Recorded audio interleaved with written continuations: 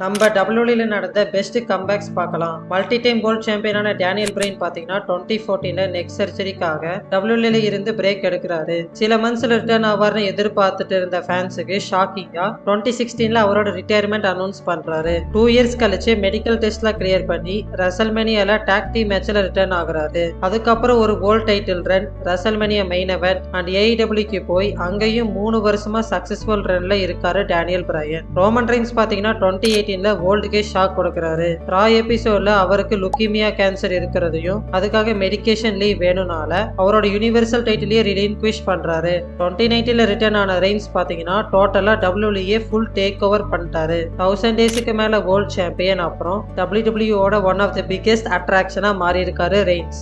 Raider super star Edge பாத்தீங்கன்னா 2011ல ரெசல்மேனியால சக்சஸ்ஃபுல்லா அவரோட வேர்ல்ட் ஹெவிவெயிட் சாம்பியன்ஷிப்பை டிஃபெண்ட் பண்றாரு. ஆனா நெக்ஸ்ட் எபிசோட் ராலேயே நெக் இன்ஜுரினால அவரோட ரிட்டையர்மெண்ட்டை சொல்லி ஃபேன்ஸுக்கு ஷாக் கொடுக்கறாரு. 9 இயர்ஸுக்கு அப்புறம் மல்டிபிள் நெக் சர்ஜரிஸ் ஹெல்ப்போட ராயல் ரம்பிள்ல த பெஸ்ட் ரிட்டர்ன் கொடுத்தாரு எட்ஜ்.